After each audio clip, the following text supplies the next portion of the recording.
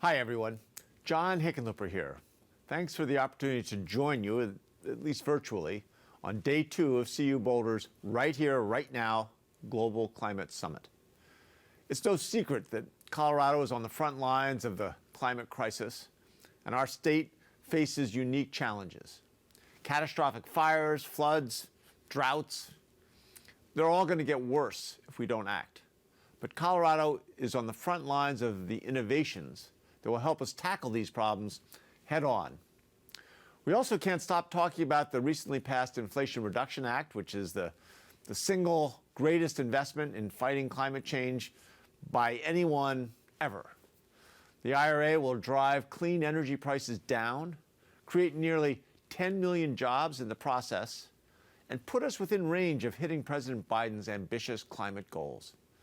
While everyone has a part to play in combating climate change, the Inflation Reduction Act is a stellar example of the important role government has to play when it comes to creating an effective response to climate change. Thank you for having me, and enjoy the rest of the summit.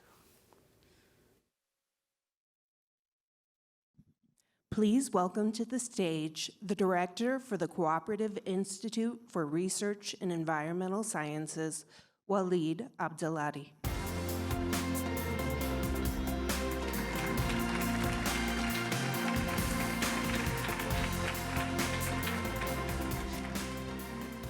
I don't think I've ever taken a stage to music before. Thank you.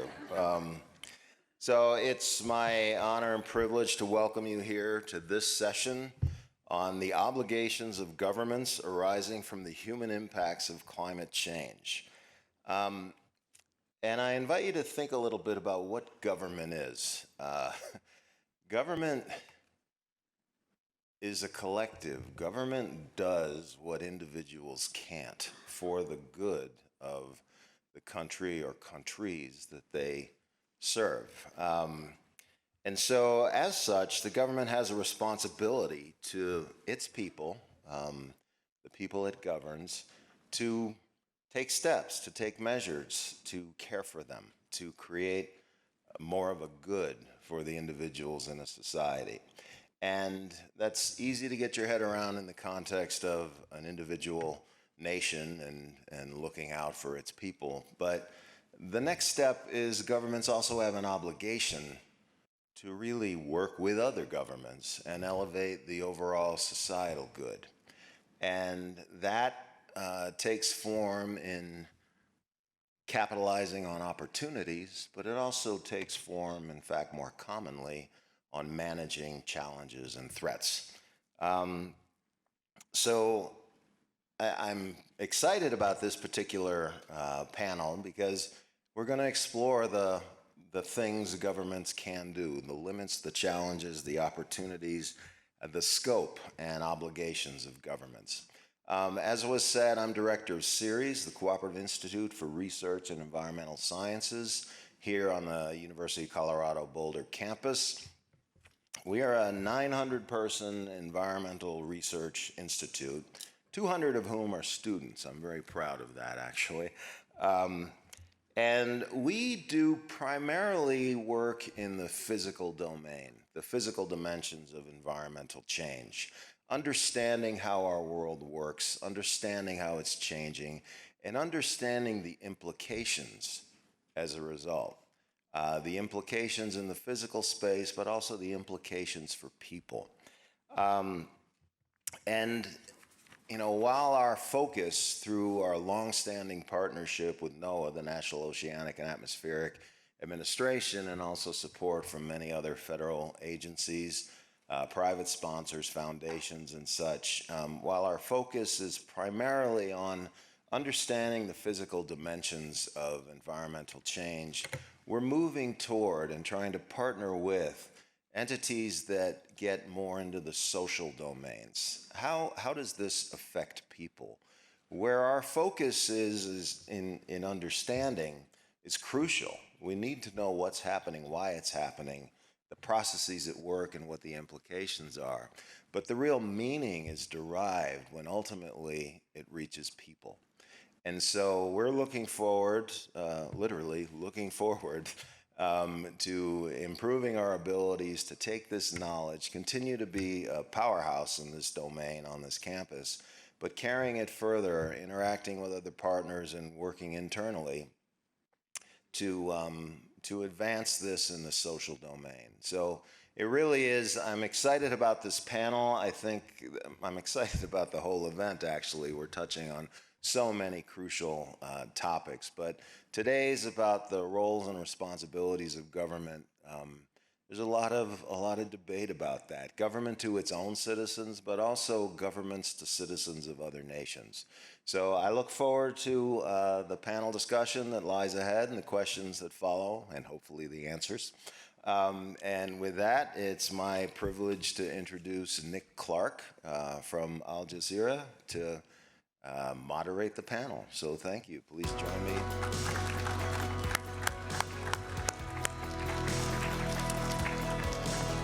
Thank you, Waleed. Thank you.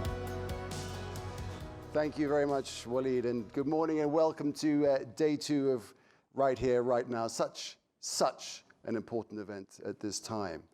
Today, as Waleed's just saying, we're looking at the obligations of government. It's going to be an interesting and fascinating conversation and discussion with all our guests.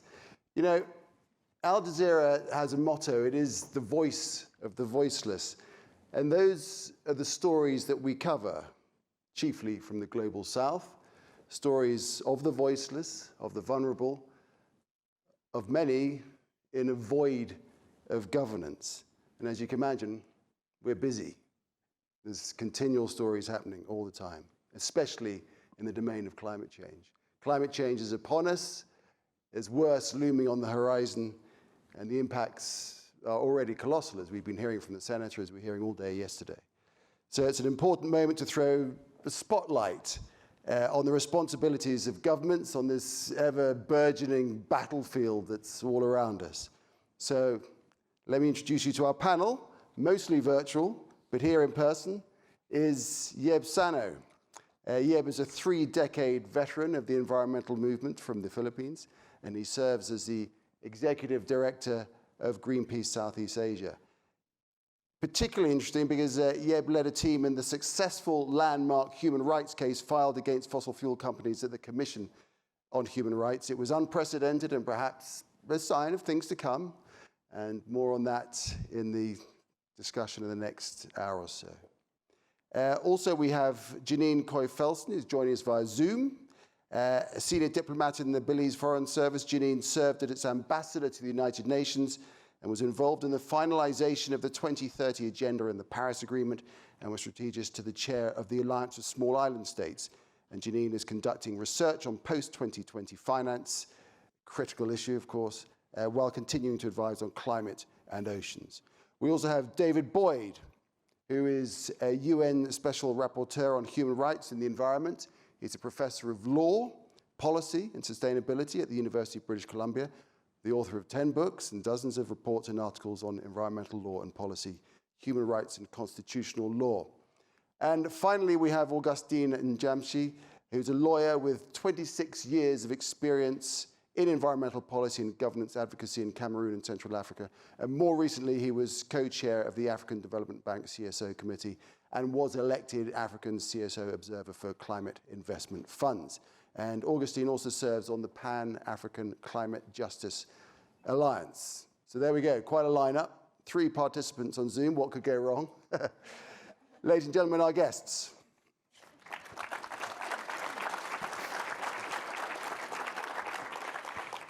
So just to say to our guests, we'll try and make this as much of a discussion as possible. I know it's a little hard on Zoom, but if you just give me a signal, I can see you in front of me down here, and I'll try and get you into the discussion. And also to the audience, there'll be questions coming in, which will be fielded to me on my phone. So just keep those coming in. We'll get your voice heard. But first, let's start here in Boulder with Yeb.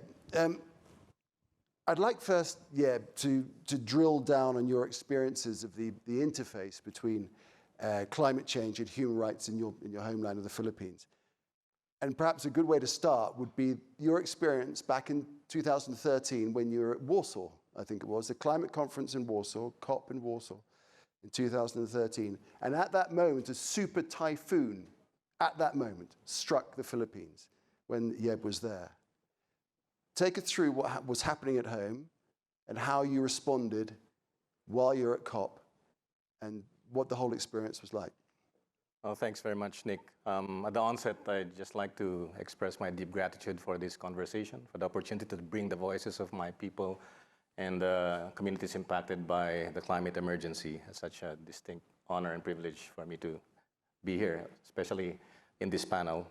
Let me start with a story before I go to your question, sure. Nick. So in 1948, a Filipino diplomat strongly disagreed with a proposal from the Soviet delegation in the third UN General Assembly meeting. And the Soviet head of delegation challenged his credentials and kind of ridiculed him and said, "You're just a little man from a little country." So the Filipino diplomat responded and said, "It is the duty of the little Davids of this world to fling the stones into the eyes, or stones of truth into the eyes of the blustering Goliaths and force them to behave." And that left the Soviet delegate to shut up and just left with nothing to do but sit down. That was the Filipino diplomat Carlos Romulo. He was a small man, in fact, less than 5 feet tall, and was a strong advocate of human rights and decolonization. And in my country, he's also famous for writing and delivering a manifesto for freedom, and it starts with, I quote, "I am a Filipino, inheritor of a glorious past, hostage to the uncertain future." I would paraphrase that, and I'm going to go to your question quickly, by saying, "I am a Filipino, inheritor of a glorious but difficult past, hostage to an uncertain future, but an increasingly certain climate-constrained and climate-unjust future." So I think it's important, and it suffices to say that the link between climate change and human rights and how it's being felt in many parts of the world, and in particular in my country, is well established, especially with the eloquent articulation of that in the last couple of days, with international covenants on human rights, with the Paris Agreement and other climate agreements, and with just the pure logic of it, right? So anyone who disputes the link between climate and human rights is either, I think, ignorant, prejudiced, or malicious. So like many other peoples and communities in the world rendered vulnerable because of climate impacts, on top of pre-existing social, economic, political conditions and systems of oppression and injustice, the Philippines is truly bearing the brunt of the impacts of this crisis. And talking about crisis, Super Typhoon Haiyan, you mentioned that. I could never forget that. It was November 8, 2013, and just a couple of days after Super Typhoon Haiyan left a massive trail of devastation in the Philippines, I had the difficult task of being the chief negotiator for the Philippines in the Warsaw Climate Summit. And it was a very difficult moment. I became really emotional during that time. And it's one of the most powerful storms that ever made landfall in recorded history. And it can be recalled that it actually made landfall in my family's hometown. It was very personal to me. My own brother, who you also know, survived that storm. And for several days, he was helping gather bodies of the dead. And there was quite a long period of time where you didn't know about your family. Yes, we were not sure what was happening regarding the fate of our own relatives, and it was horrific. The losses and the damage inflicted was horrific. Just a few things about Super Typhoon Haiyan. It's the costliest disaster in Philippine history, pegged at around $6 billion in damages, and 14 million people were directly affected. 4 million people lost 14 million people were directly affected, and 2 million homes were either destroyed or damaged. And the Philippines is very dependent on the coconut industry. 33 million coconut trees were felled by the typhoon, and affecting and displacing 4 million people at least. We stopped counting our dead at 6,000 plus and 2,000 missing, but accounts of entire villages being wiped out point to the death toll nearer around 20,000 for a typhoon that affected us for about 2 to 3 hours. So to date, we continue to bear those consequences of a severely disrupted, broken climate system. And we are yet to fully recover from Typhoon Haiyan, especially psychologically and emotionally, because more climate extreme events have followed year after year. So it's very telling. And when we talk about the climate emergency, communities that are really most impacted deeply understand the manifestation of those impacts: devastating storms, rising sea levels, massive floods, severe droughts, forest fires, loss of communities, loss of lives, loss of homes, loss of cultures. The list is long and it goes on, and each compounds the next. But what is truly heartbreaking and I think profoundly unfair is that those who are most suffering from the impacts are those who had contributed the very least to the root of this problem. So together with typhoon survivors in 2015, as well as with farmers, indigenous groups, women, youth groups, workers from trade unions, and artists, we brought that heartbreak to the doorstep of the Philippine Commission on Human Rights, as you mentioned. So in one single weather event, the human rights of millions just evaporated. Absolutely. Just in one hit. That was almost 10 years ago, and you said then, in that impassioned speech, which I just urge you to search out online and see, because it's very moving and very powerful. And Yeb said, it's time for the madness to stop, you said. But it hasn't stopped, has it?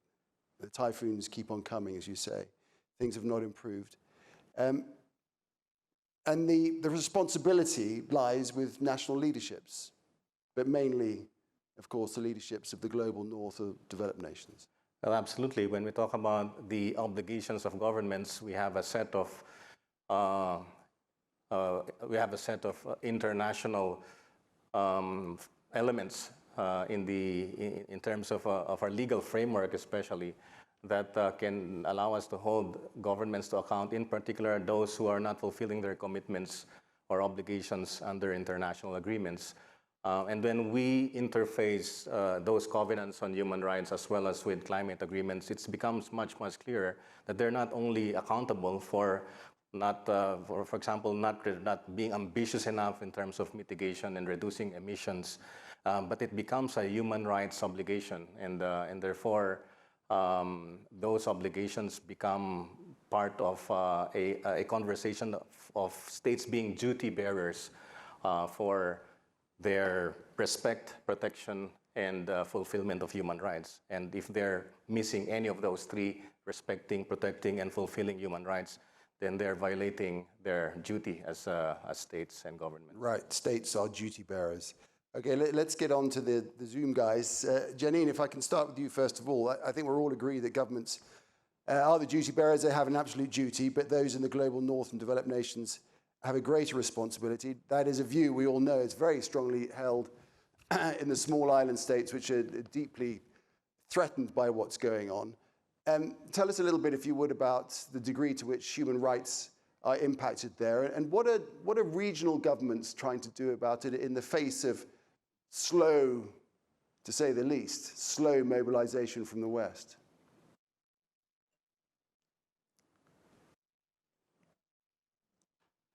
I think you may be muted, Oh. Jenny. There you go. I'm now unmuted. Well done. Thank you. Thank you very much, and thanks for the question. In fact, that is the big challenge.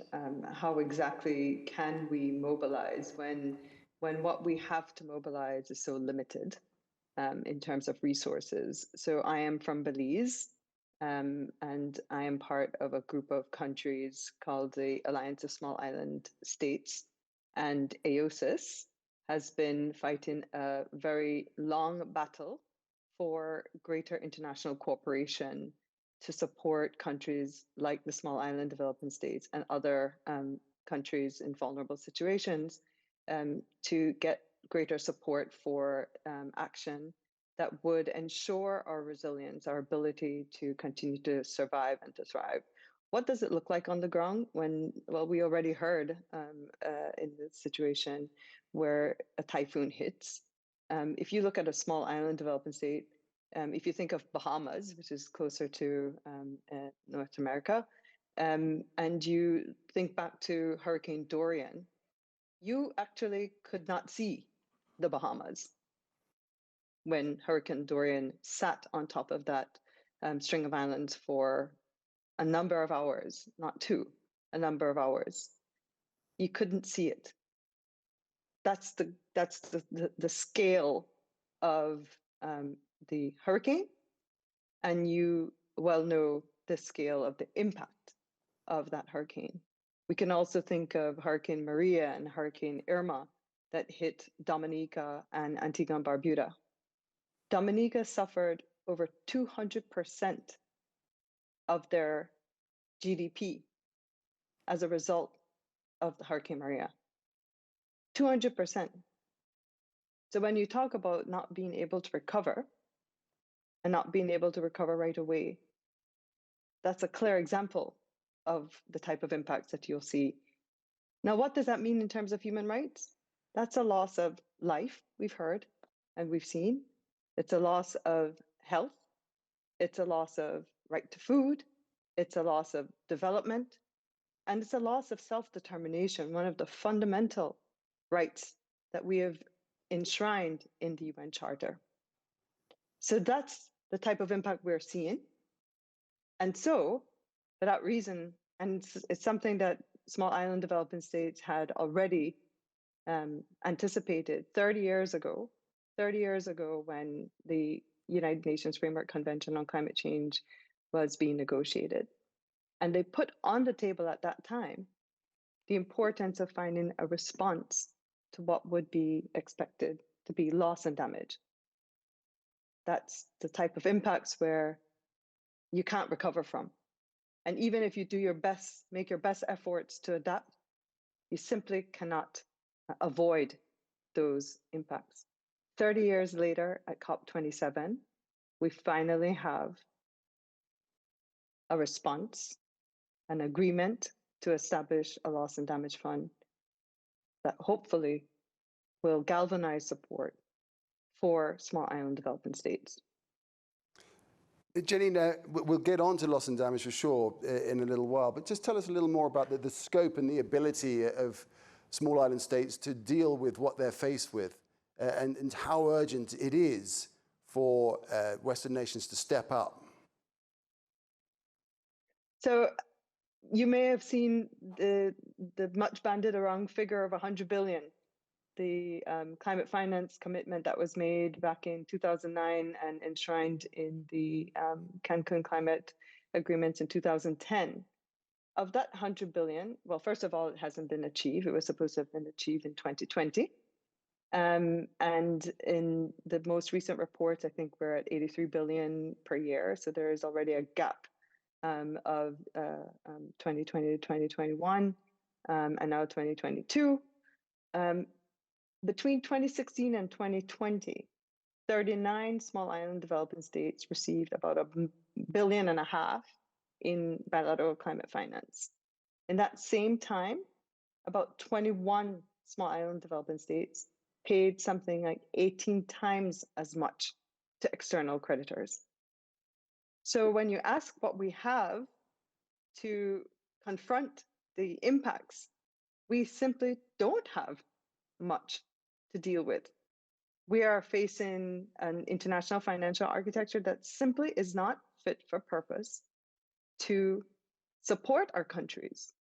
Domestically, I mean, Belize, as one example, our annual GDP is a little bit over $1 billion. And we're seeing impacts that have, you can go back into the 1960s when Belize was struck by Hurricane Hattie. We were then a dependent of the United Kingdom. But in the 1960s, we had a devastating hurricane Category 5, that we actually had to move our capital from Belize City inland to Belmopan. Every year, we've experienced some level of impacts from climate change. And it's estimated to be at a cost of about 4% of our GDP. And that's cumulative. So 4% of our GDP, something that we continuously have to address. And then we have to, on top of that, take action, mitigation action, continue to build our defenses and our resilience. And it continues to accumulate in what else but debt. We were at one point in time, just before COVID, over 123% debt to GDP ratio. So in fact, there is a need for Western countries, the global north, whatever label we want to use here, to fulfill their obligations under the United Nations Framework Convention on Climate Change and the Paris Agreement, to provide the necessary funding, new, additional, there's a lot of lingo here, very loaded terminology, but there's a need for this to be stepped up. And we know what we will hear as a response. The public sector cannot afford to do this, and yet we can see what the public sector can do for fossil fuel industry. Trillions of dollars of subsidies have gone to fossil fuel industry, and $1.5 billion to 39 small island developing states. Okay, Janine, we'll leave it there for a second. I'm going to, Augustine, I'm going to come to you in a second, but first of all, I just want to go to David Boyd, because I see you shaking your head there, and I just wanted to see if you want to come in. Yeah, well, I agree 100% with everything that my colleagues from the Philippines and Belize have said. We're living in a climate emergency, and governments are not responding with the requisite degree of urgency. So, there's really three main baskets of action that we need to see to respond to this climate crisis. We need to mitigation, adaptation, and loss and damage. And on the mitigation side, look, it's been 30 years since the United Nations Framework Convention on Climate Change was agreed to by virtually every country on Earth. And what has happened to greenhouse gas emissions in those 30 years? They've risen by over 60% globally. It's an absolutely catastrophic failure of governments to fulfill their commitments. In terms of adaptation, we have, as Janine has so eloquently articulated, a huge gap between the finances that are flowing into adaptation and what is required. And we have small island developing states. I'll give another example, Maldives. The Maldives, which is a small island state in the Indian Ocean, is currently spending over 40% of its government budget on adaptation. What does that leave for education, healthcare, and the other critical services that people need to develop? And then when we turn to loss and damage, it's been 3 decades to get from the original proposals of the Alliance of Small Island States to finally a decision to actually create a facility, but there's as yet no money in that facility, right? So, this is it's just really striking how governments have failed in their commitments under these international agreements, including the Paris Agreement. And I think that's where we have to recognize that that's the Achilles heel of international environmental law, is a complete lack of compliance and enforcement mechanisms. My own country, Canada, for example, has broken every promise it's made related to climate change in the past 3 decades. Have we been fined? Have we been sent to jail? No, there are no consequences. But that's where it's really exciting to think about what a human rights-based approach to climate change might actually deliver. Scientists with the Intergovernmental Panel on Climate Change have said we need systemic and transformative changes to address this climate crisis. And if we look back over the course of human history, look at slavery. It was human rights that enabled society to overcome the horrors of slavery and transform that horrific institution. If we look at the way that human rights have been harnessed by the women's movement to make great progress over the last century. And so when we bring human rights to bear in the context of climate change, we're actually seeing some remarkable breakthroughs, because human rights provide processes and institutions by which people can hold governments accountable to their commitments. And so, for example, in the Netherlands, in Germany, in Belgium, in France, we've seen courts actually hold governments' feet to the fire, resulting in more ambitious climate action. Just a couple of months ago, there was a breakthrough decision related to adaptation, where the United Nations Human Rights Committee held Australia accountable for its failure to take adequate action related to adaptation for the Torres Strait Islanders, an indigenous group living off the coast of Australia. And so I think we're living in a very exciting time where we bring this fusion between human rights law and climate change law, and that can actually help us to move forward. But we have an enormous job ahead of us, So, and David, we have to move with much greater urgency. sorry to just jump in, but there are examples, of course, of global governance, the achievements of global governance with the Paris Agreement. And in July, nation states took the important step of recognizing the right to a clean, healthy, and sustainable environment at UNGA. But the issue is giving these agreements teeth, isn't it, as you've just alluded to? So is that where it lies? It lies in the courts, the litigation, David? Well, litigation, honestly, is an action of last resort. I mean, the theory of human rights is, as my colleagues have articulated, is that they create obligations which governments should fulfill. And so that's really the expectation, is that governments will bring in legislation, regulations, and take the necessary steps to address, for example, the phase out of fossil fuels. And I've been very clear in my reports to the United Nations that wealthy countries have elevated responsibilities because they are primarily responsible for the problem. That's a human rights obligation, and that's also a basic application of the polluter pays principle, which everyone agrees with in theory. Polluters should pay for the impacts of their actions, but which is very rarely implemented in practice. And so by harnessing the power of human rights, and in particular, as you mentioned, the right to a clean, healthy, and sustainable environment, I think we can see a path forward where governments will begin to actually take the actions without necessarily being sued. I mean, they can look around. You know, just a couple of months ago, a court in the Czech Republic ordered the government of the Czech Republic to take more ambitious climate action because the existing measures that they had on the books were not sufficient to respect people's right to a healthy environment. And so, you know, shouldn't have to bring a lawsuit in every country on earth for governments to realize they have these duties and they need to fulfill these duties. And only if they don't fulfill their fundamental obligations to their citizens will they be dragged into court. All right, I'm going to bring Yemin in a second about a specific lawsuit that he's been involved in.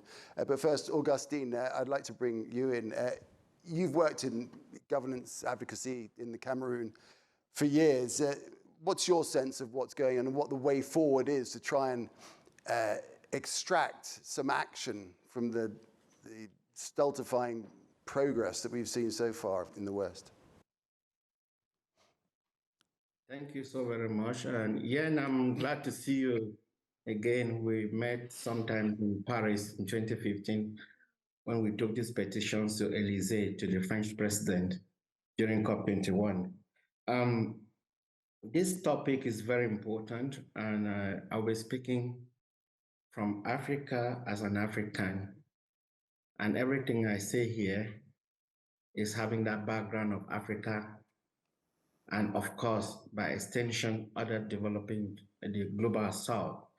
When we talk about some improvements in the last couple of years, we're yet to see this in Africa because, you know, the way this climate change debates have been going on, it is like everybody is responsible for the problem and they have to solve it at the same level. It is rather unfortunate. And David, you will agree with me that there is a causal link between the greenhouse gas emissions and the impacts of climate change that are happening, especially in the global south. So there's no need to prove that. And when you look at the discussion, I know we'll come to loss and damage, but because Janin mentioned aid, we look at it, we've seen that while the part that is most important when we're talking about loss and damage, which is liability and compensation, was kind of taken out of every discussion in this climate change debate, it becomes unfortunate.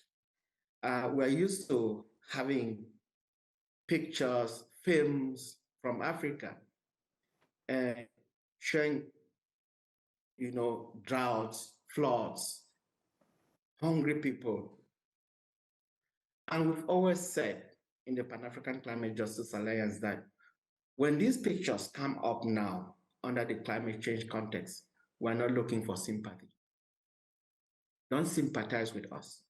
We're only fighting for our rights. Because developing countries or people in Africa in particular are already in a double jeopardy where the governments themselves don't, or most of the time don't respect human rights, basic human rights. They don't have the culture of respecting basic human rights. And then the human rights infringement that comes from climate change, like the right to safe drinking water, the right to food, the right to clean and healthy environment, and the right to self-determination, as Yanin said, and many other things. So while climate change is bringing that, the governments also, in their response to climate change, sometimes continue to aggravate and exacerbate the human rights infringement for the communities. For instance, when people are chased away from their ancestral lands just to create a national or a protected area, to grow more trees to absorb carbon dioxide that is in the atmosphere for the global good, while these people who are just aching for a living on a daily basis without being sure of the next meal are pushed away from their ancestral lands, they find themselves in a very poor situation. Augustine, So, Augustine, I just want to just come in there. So when that happens, how does the government respond? Or is this action to push them off the land, is it driven by the government in the first place? well, it's driven sometimes by climate actors because it's not only the governments that are acting in responding to climate change. Even private sector, some private sectors come in and that happens. Then, of course, the governments also, sometimes that is what they do. And you can understand them sometimes because they think that they have to respond to climate change. But forgetting the fact that while responding to climate change, they have to still protect the rights of the people. That's something that we need to know. So what are these obligations? I would divide them into two. For northern governments, we think this is where they have to act because over 30 years, we've been discussing and it's as business as usual. You know, sometimes I've been attending this conference of the parties for too long, and sometimes I get so frustrated and moody in those discussions because when you go into negotiations rooms, it is like, it's diplomacy, it is people being nice to each other, while Africa is drowning and burning at the same time. And I look back, my people, and see how they are suffering.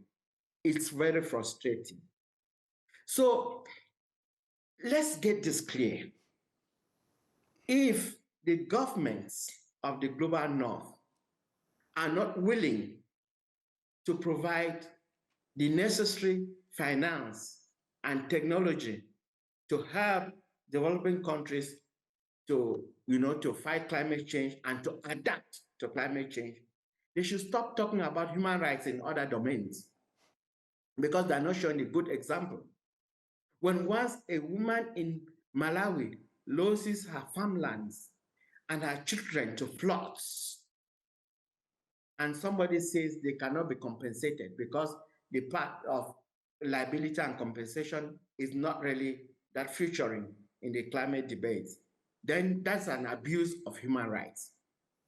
You have no authority, no moral authority to tell a government in the Africa to respect human rights when you are blatantly refusing to respect human rights of those nations and of those very people.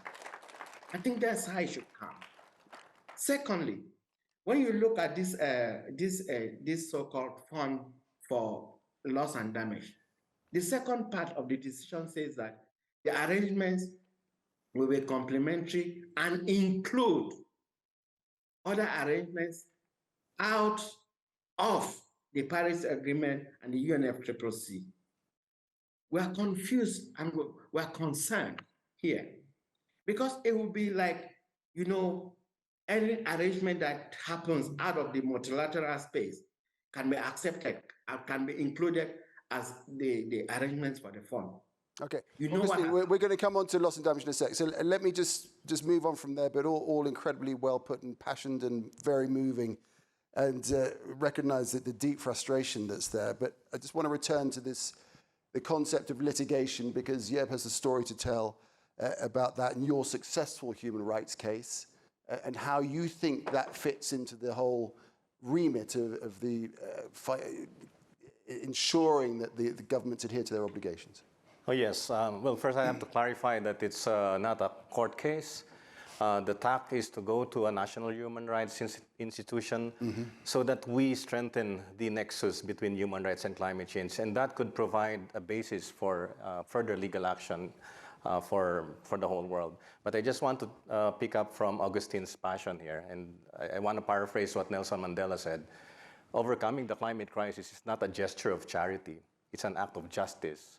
It's the protection of a fundamental right, the right of dignity to a decent life. And that's what inspired us also in lodging this petition with the Commission on Human Rights, because we believe that the biggest polluters, both governments and corporations alike, the fossil fuel industry, are guilty and should be held responsible for violating human rights or threatening the violation of human rights, for infringing, for abusing, or for violating human rights because of their business. And as petitioners, we believe that the biggest polluters, the fossil fuel industry in particular, most of who are respondents, 47 respondents to the case we lodged, are violating our rights to life, our rights to the highest attainable standards for physical and mental health, the right to food, water, sanitation, the right to adequate housing, the right to self-determination, the right to healthy and sustainable environment. All of these rights are being violated by these companies, not just because they are responsible for all of the emissions that are disrupting the climate, but they robbed us of many decades, an entire generation, to avert this crisis by hiding the truth behind climate science.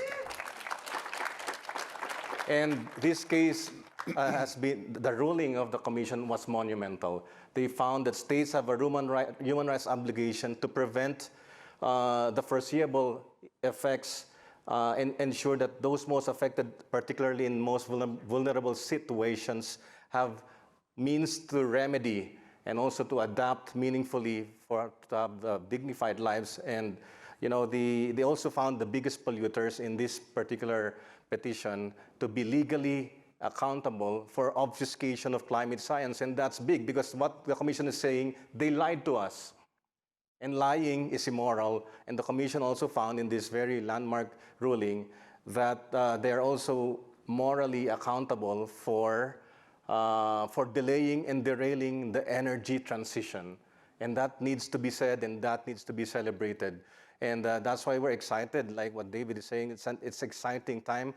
Unfortunately, of course, litigation should be the last resort, but it's forcing us to go to court and move the law towards justice, protecting the dignity of people, because that's our vision of a beautiful future for everyone. And we need to have more creative legal action, spread all of these kinds of actions in different jurisdictions. And we're deeply inspired by the move of the government of Vanuatu to actually go to the International Court of Justice to seek an advisory opinion to clarify the legal consequences of climate inaction and the obligations of states in relation to their inability to protect human rights in relation to climate change. So all of this is exciting. It's a very exciting time to be part of this movement. Right. And David, of course, it's not just about holding fossil fuel companies to account. Is it not also about holding to account the governments that allow them to act in the way that they do, that aid and abet the whole process? Yes, absolutely. The reality is that governments have a clear human rights obligation to regulate the sources of greenhouse gas emissions within their jurisdictions. And so that applies directly to these large fossil fuel corporations. And we're starting to see movements in that direction. So we now have, France has passed a law that requires all companies based in France to account for the human rights and environmental impacts of their actions anywhere in the world. That's a step forward. But I also wanted to come back. We're going down this this rabbit hole of litigation, which I'm personally engaged in about a dozen lawsuits around the world. I think it's a really important tool. But as we've all said, it's an action of last resort. And I want to just talk about one example of a government that is responding to the climate crisis in an appropriate fashion. So earlier this year, I did a country mission to Portugal, and I was shocked to learn how impacted Portugal is being by the climate crisis. Over 1,000 people died in a heat wave in July. They've lost millions of acres of land to these blazing forest fires. And when I was there in September, 100% of the country was in drought conditions. The government of Portugal, recognizing that this is the climate crisis that's affecting their country and their people, is moving with incredible urgency towards renewable energy. Last year, they closed down the last 2 coal-fired power plants in the country, years ahead of when they were expected to be shut down. And they have gone from 30% of their electricity being generated by renewables just 5 years ago to 60% today. They'll be at 80% in 4 years, and they'll be at 100% renewable electricity by 2030, something that, of course, the fossil fuel companies have said for decades couldn't be done, but which more than a dozen countries around the world have already done. And Portugal has done that by investing money in wind and solar and hydroelectricity, and also in energy efficiency to reduce the amount of electricity that they need. The solutions are very clear to these challenges we're talking about, and there are reasons to be optimistic. The amount of installed solar electrical generating capacity in the world today is 1,000 times what it was just 20 years ago. And because of that, the cost of solar has come crashing down by 90% in the last decade alone, according to the IPCC. And so solar is really the answer to the electricity challenges of many of these small island developing states, many of these states in Africa. But again, we come back to the money issue. They need finances, and that money has to come from the polluters who have created the climate crisis, and that money has to flow to the countries that are bearing the devastating impacts of this crisis. And that's what we need to get going on. We need to stop talking about it, and we need to start signing the checks. Janine, would you like to come in there? Yeah, I also think that, as much as the litigation and enforcement of rights is going to be very critical, we really do need to focus on the action on the ground. What will make a material difference to people who find themselves in vulnerable situations and countries who find themselves in vulnerable situations. It certainly is going to be very difficult at the global level to enforce any type of collective obligation through a court in relation to human rights as between states. So going to the remedy, going to the issue of finance, I think that is where we really need to start having a much bigger focus.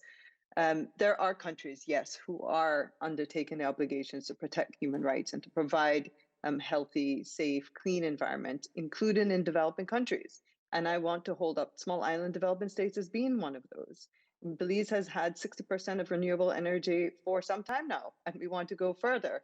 There are countries who in the Caribbean are considered carbon sinks.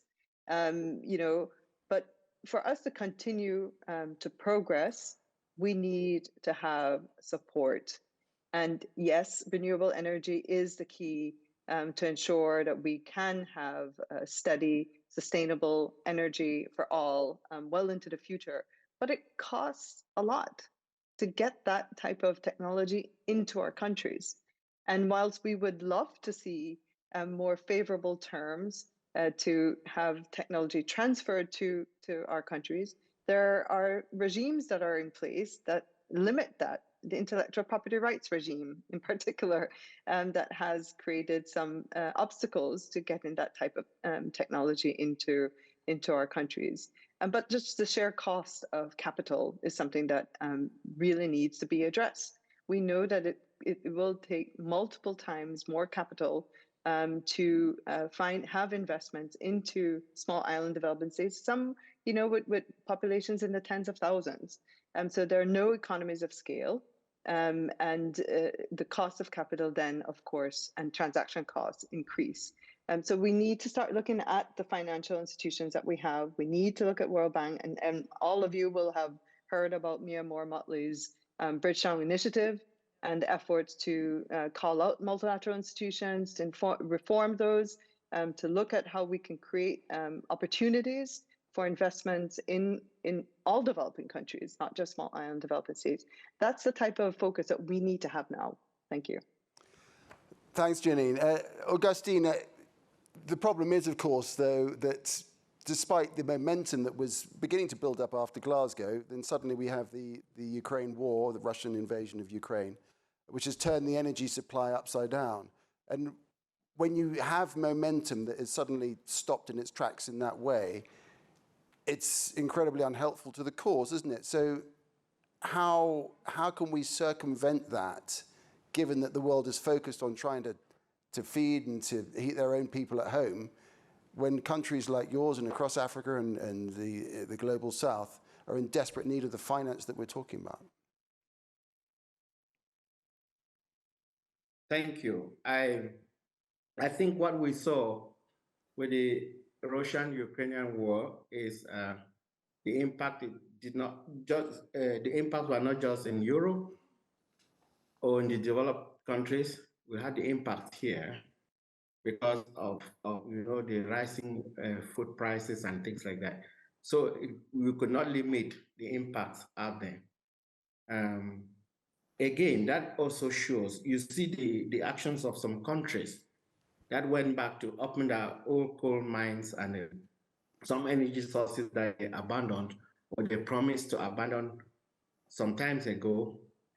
It just tells you how unhealthy the international diplomacy and negotiations are.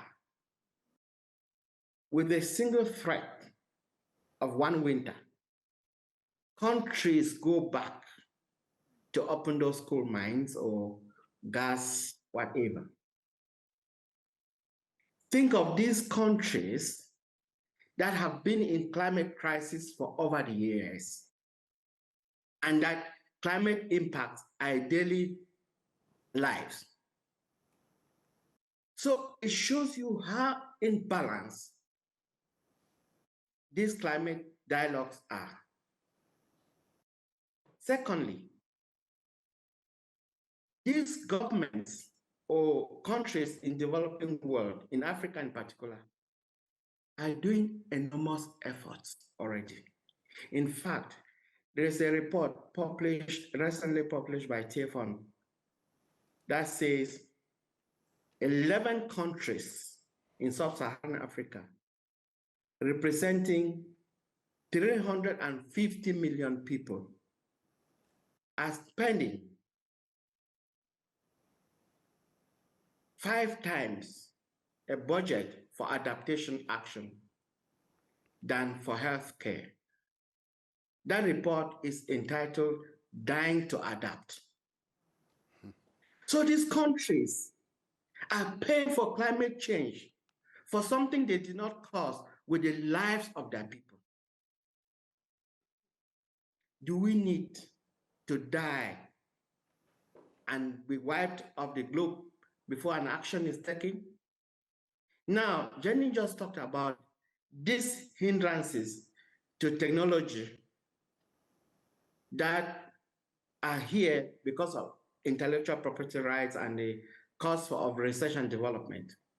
The moral question we ask here, if you set fire to somebody's house, will you give them a fire extinguisher to put it off, or will you sell the fire extinguisher?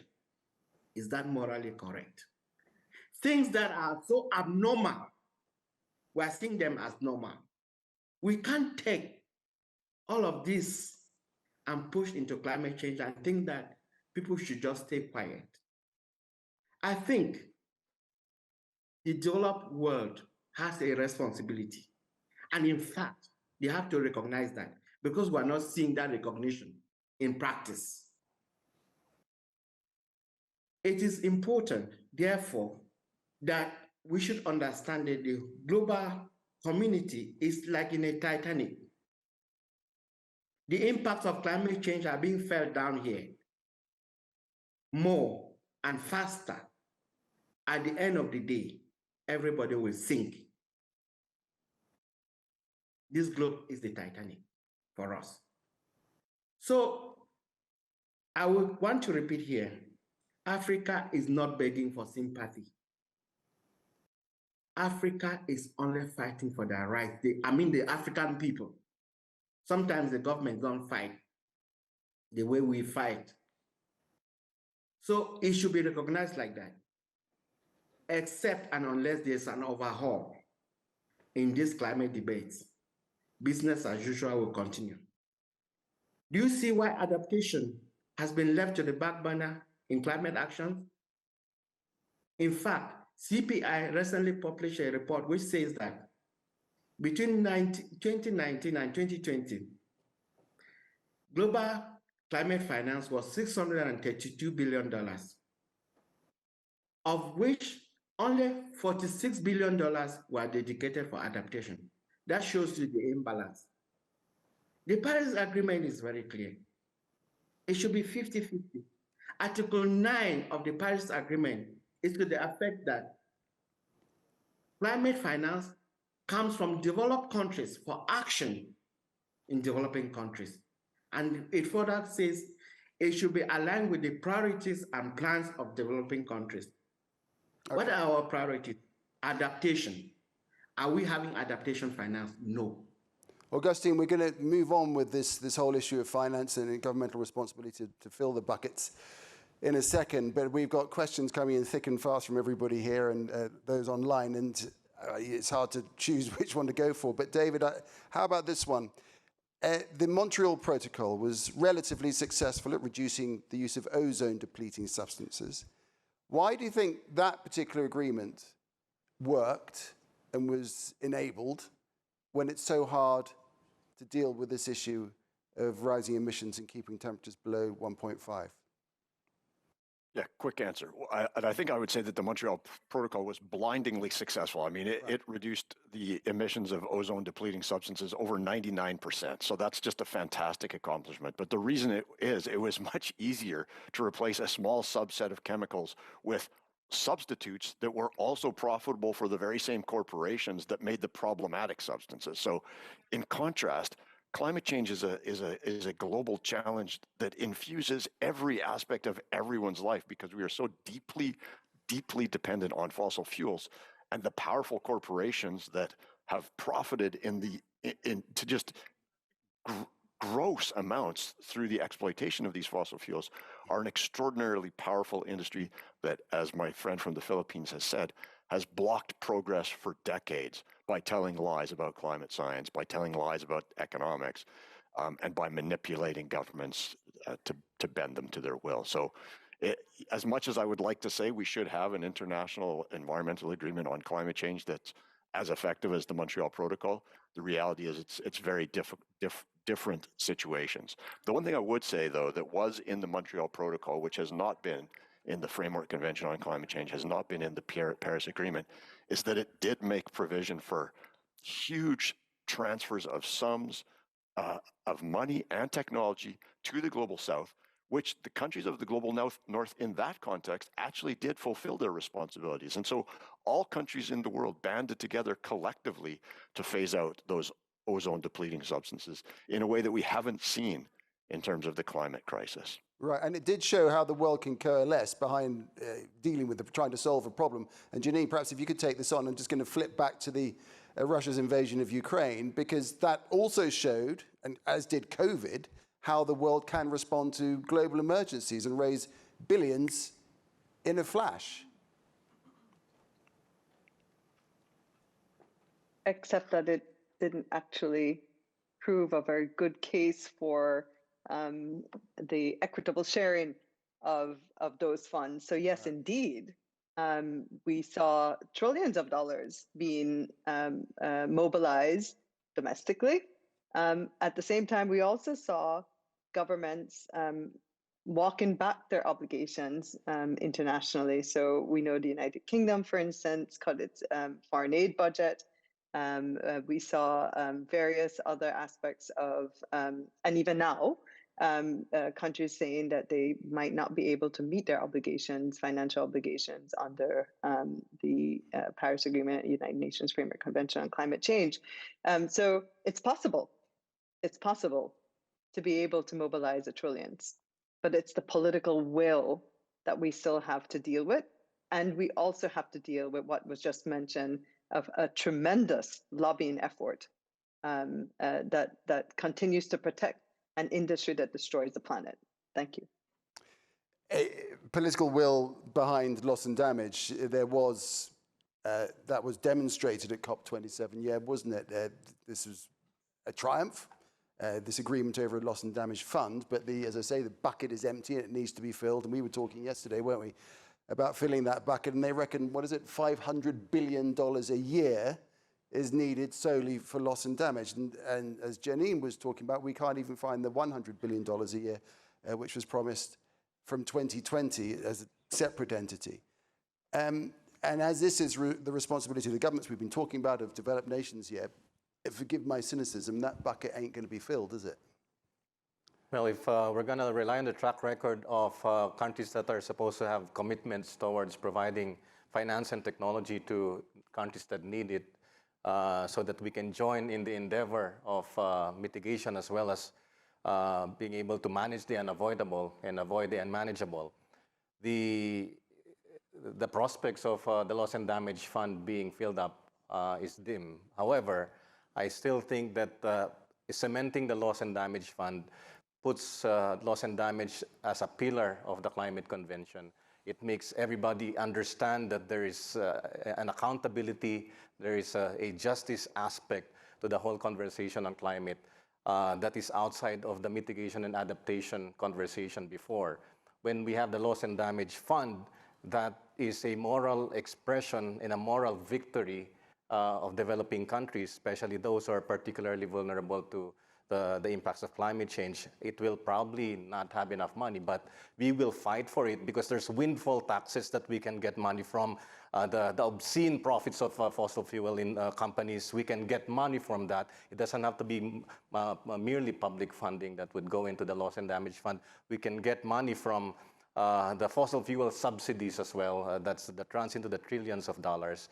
And I would be happy to crowdfund from everybody who wants to express that moral solidarity with people and communities who are being impacted by the climate crisis. The kind of tit for tat, yeah, of this of the loss and damage agreement was the failure of COP on mitigation, wasn't it?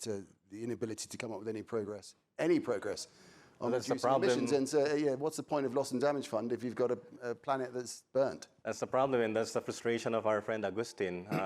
It was a big trade-off. You got a loss and damage fund with no money in it, but you gave up any hopes of a phase-out of any language of phase-out of all fossil fuels, and we might be seeing 1.5, just dissipating in our hands. And so it is a grim situation, but that is also the reason why we cannot rely on the institutions we have built. We need to build power, and people power will sit at the heart of the solution here, whether it's creative legal action, litigation, whether it's solidarity being built by the rising youth movement. That is something that needs to continue, and that is what will move us towards lasting solution and avert this crisis. That's my view, and I would want to give a shout out to all of those clamoring for divestment for government institutions, academic institutions. That is something that is also a duty of the state in the context of obligations. Talking about the 1.5 degree target, there's whispers around now, aren't there, that this is too bold a target, and perhaps we're likely to achieve more by having a more realistic target, or is that just a means of letting the governments off the hook? Well, all of this nuancing around whether 1.5 is still, I would think that it is scientifically still possible. So any talk of dismissing 1.5 as possible is a lame excuse not to achieve it. So again, there's so much resources available that can make it happen, and the political will is the problem.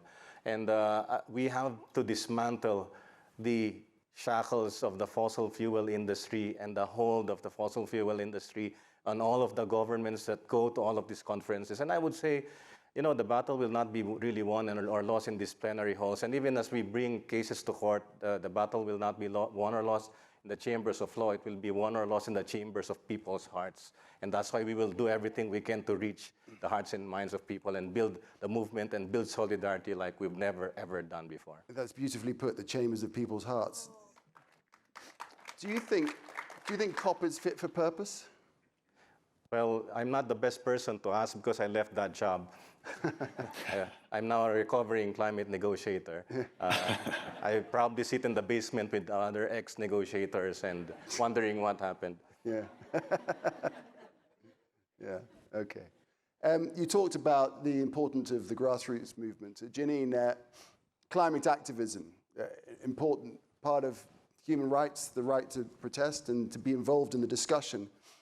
We heard yesterday how civil society is being shut down. 4 environmental activists murdered every week.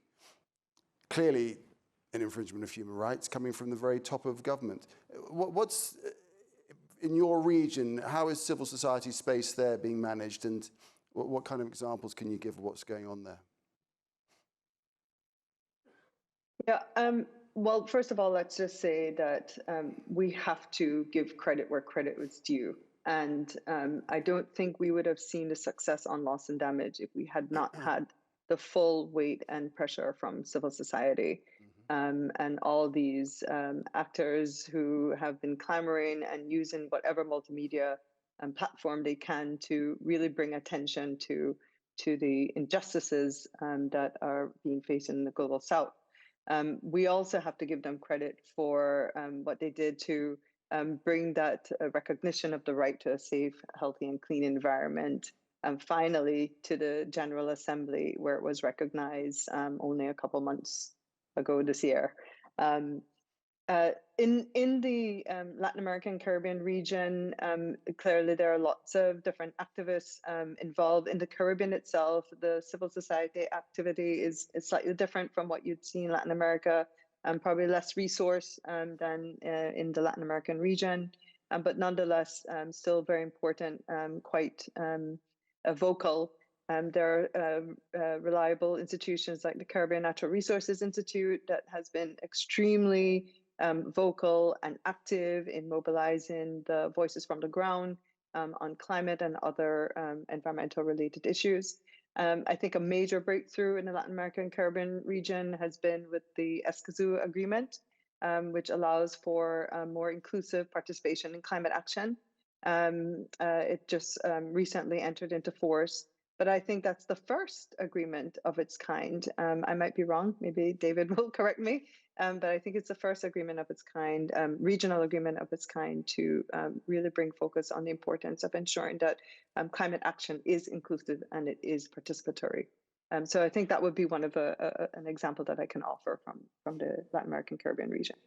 David, I'd like you to respond to that. And also just to say that human rights in Egypt is the reason why Al Jazeera English, my company, did not attend the recent COP27 in Egypt, because we have 3 journalists in prison there. And Egypt is a country which suppresses voices of dissent. Should we be allowing Egypt to host these countries like Egypt to host these critical summits? That's a tough question. I mean, I think it was important to have a climate summit in Africa, but whether Egypt was the appropriate venue is a very good question because of their terrible human rights record.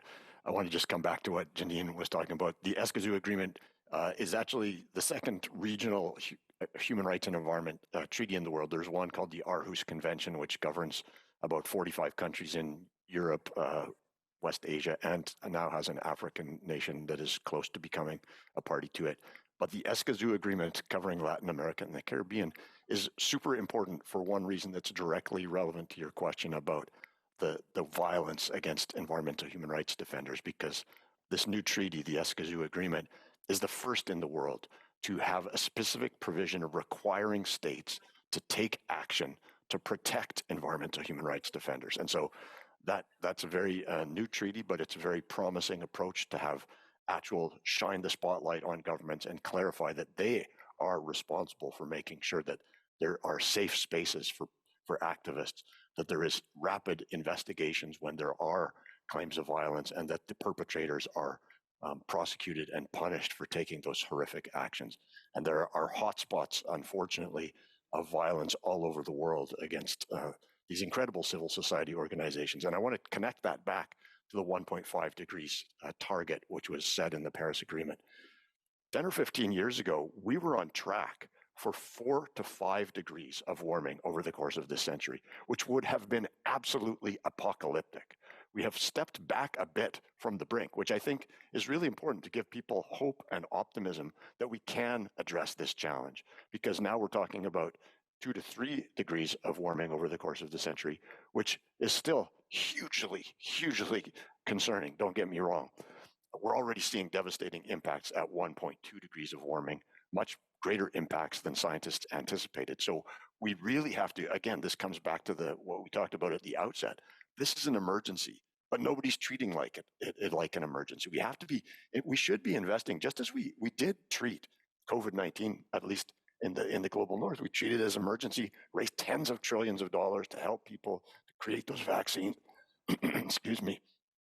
We need to mobilize on a similar scale to address the climate crisis, because it's having global impacts on vulnerable people. And the way that we do that is through all of these actions that civil society has been calling for years. A tax on fossil fuels, taxes on fossil fuels, windfall taxes. And there are, again, I come back to this, there are solutions. When we talk about loss and damages, the airline industry is outside the accounting of the Framework Convention on Climate Change. Right. Why not slap a $25 tax on every airline ticket sold on this planet? At 4 billion trips a year, that's $100 billion a year that's being generated not from governments, but from the wealthy people who fly, who are causing the crisis. People in the Horn of Africa are not flying. They're just feeling the impacts of the climate crisis that's caused by the people whose wealth enables them to fly. So there's a quick 100 billion for you. You could have a global wealth tax, which could also raise hundreds of billions of dollars.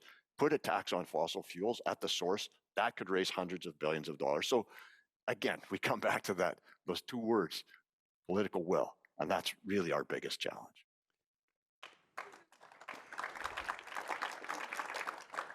Yeah, but what's the civil society space like in the Philippines in trying to enforce political will, and what kind of things are people protesting about, and what kind of response do they get?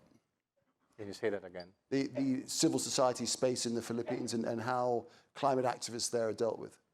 Well, one of the sad realities we face in the Philippines is the most dangerous nation in Asia for environmental defenders. And it's a sad reality, and it's very difficult, especially for environmental land defenders, mostly from indigenous communities who are trying to defend their heritage, defending their land, and they are being murdered. And the kind of impunity is profoundly disturbing, and that's what we see in not just in the Philippines, in Latin America, in Africa. Those who are just really trying to make a difference and fight for their rights are becoming victims of oppression, of continued oppression, repression, and mostly state-sanctioned violence. So that is the kind of space we have in the Philippines. And when they're fighting for their rights, it's usually over land, is it? Yeah, it's most of the cases of environmental defenders who are being murdered are indigenous community groups that are trying to defend their ancestral land, mostly forest communities and coastal communities. Mm-hmm. Fighting against extractive industries, mining, logging, and expansion of the coal industry. Right. There's just one other area here I'd just like to briefly touch on within the kind of indirect human rights issue that's going on. And China is a big part, David, of all negotiations on climate. And a big call for China to throw money into the loss and damage pot. That's an ongoing discussion. That would clearly help the people of the world. affected globally by climate change. But then you look at the kind of human rights issues that there are going on within China, say, for example, the oppression of the Uyghurs, and you have that kind of impossible choice between human rights of the world and the human rights of people within, a group within China. How do you see that conundrum? Well, China is a paradox in many ways. They are now by far the world's largest producer of greenhouse gas emissions. However, they are also the world's leader in terms of solar panels, solar electricity generation, wind electricity generation. They're the world leader in electric vehicles, electric bicycles, electric trains. And so China has got to be part of the solution on climate change, and they have also got to improve their human rights record. And it's something that international diplomats struggle with, is dealing with the power of China. But I think that's again where civil society globally has a critical role to play in saying, China, let's give credit where credit's due. China is a large reason why solar prices have come down so dramatically over the course of the last 15 or 20 years. China is leading the world in all of those sectors of renewable energy, but China also must respect the human rights of its citizens and must be a responsible global citizen. Right. There's a lot more meat in that conversation, but we need to move it on. We've only got 7 or 8 minutes left. Augustine, I went to Madagascar during COP27 because we didn't go to Egypt, so we went to the front line where there's been a terrible drought for 5 years and more, and we saw all the effects. Every developmental issue pretty well ticked. Mass migration out of the south where drought has been ongoing. Children just eating cactus because there was nothing else. And one day we saw a water tanker roll into this village that was going somewhere far off. And you know how water tankers leak water? They just drip water. Everybody, the villagers just ran underneath this tanker with whatever container they could find to fill. And it was just heartbreaking. We were filming this. And on that day, we saw, 7 or 8 NGOs, vehicles, four-wheel drives, driving around the place as we moved around the region. But of course, their efforts are a drop in the ocean in this sea of hardship, not only in Madagascar, everywhere else. And often money is lost at the top level of government because of corruption. Augustine, you touched on this before, but do you think we should be taking a different approach with the flow of money into countries, aid money? I think once we're talking about climate finance, we should keep aid money out of the picture. And this is, I also encourage you that the report from Madagascar should have been to show the realities on the ground, the impacts of the greenhouse gas emissions that have been in the atmosphere for hundreds of years, how they are impacting communities in Africa, especially in Madagascar. Presenting that from a point of view of asking for justice and compensation and not to sympathize with them. So I usually don't like to mix aid with climate finance. Climate finance is separate.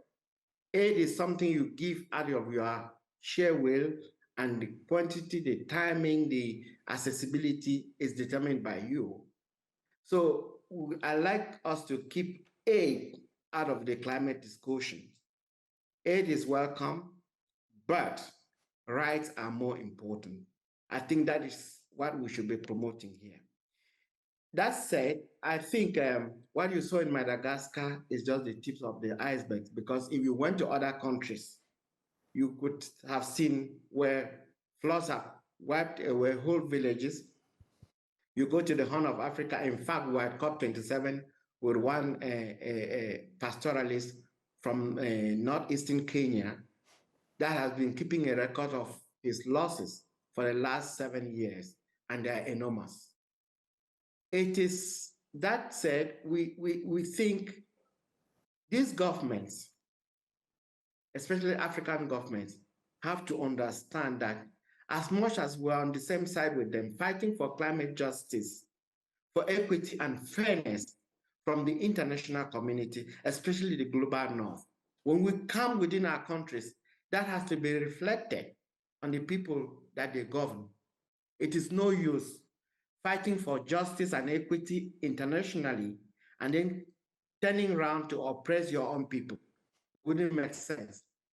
And that is what the African civil society fraternity is now trying to preach, because implementation of Paris Agreement and the UNFCCC is on the ground. If climate finance that comes to the countries is used for something else other than climate adaptation and mitigation on the ground or building resilience on the ground, then they would have failed the people.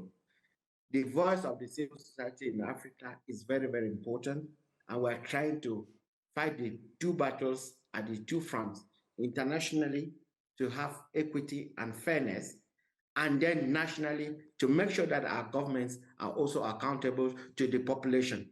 In fact, they have a duty to protect the population, because if someone sets fire on your house, you will want to put it off and not follow the person or not wait until the person puts it off. When meanwhile you have an obligation, a duty to protect your people.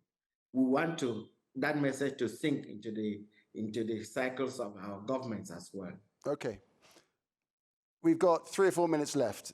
Finally, I mean, we all need some room for optimism in this discussion, don't we? And I'm going to ask each of you where you find that, where you find hope in governments actually fulfilling their obligations or elsewhere in this climate debate. Janine, if I may start with you, just 40, 50 seconds or so. I find hope in the governments of the small island developing states. They have not relented after 30 years of struggling, and now we're seeing the fruits of their labor. We can take credit for the 1.5, and I think we can certainly take credit for loss and damage. And of course, all the civil society actors who've supported us along the way. Thank you. David. Yeah, I find hope in the youth climate movement. I find hope in the governments of countries like Portugal, Costa Rica, and Slovenia that are taking serious and ambitious climate action. I find hope in the fact that there's exponential growth in solar, exponential growth in wind, exponential growth in electric vehicles. And I believe that we have the solutions. And so that makes me optimistic. It's simply a matter of implementation and the money. The money. Augustine, over to you. I find the main discussion of 1.5 now is global, and I think Africa will also want to take credit for that. We're the first group of negotiators in 2009 to clamor for well below 1.5 degrees Celsius, because science says Africa has the potential of warming 1.5 times more than the global mean temperature. So the issue of 1.5 or well below 1.5 was being promoted on this continent by the civil society and the African group of negotiators. I have hopes. I have hopes in the African youth. They are now fighting for themselves. Our generation of activists is phasing out. The global north and the companies, polluting companies, will have a different music to dance in the decades ahead, because the African youth is well sensitized and they will fight for their rights. Thank you very much. Thanks, Augustine. Yeah, where do you find room for optimism? Well, the first thing I would say is I agree with all of our three friends here. The Loss and Damage Fund coming from COP27 has given me so much hope. I rarely say this. I'm happy with one outcome coming out of a COP. And it's rare that you have something that is the same size, shape, and color that you wished for and you got it from a COP. And that's only become possible because of the solidarity and unity of the small island states, the least developed countries, together with the rest of the developing countries, of course, with civil society. But most especially, I'm filled with hope because of indigenous communities rising today together with young people, and that will help us think about the reasons that make us lose sleep at night, push us to get out of bed in the morning. Of course. Of course, the bottom line is that the best way to protect human rights is to stop climate change in the first place. I hope that we've flung some stones of truth, as you put it, in the eyes of those governments who are lacking the momentum or the will. Ladies and gentlemen, our panel, thank you very much.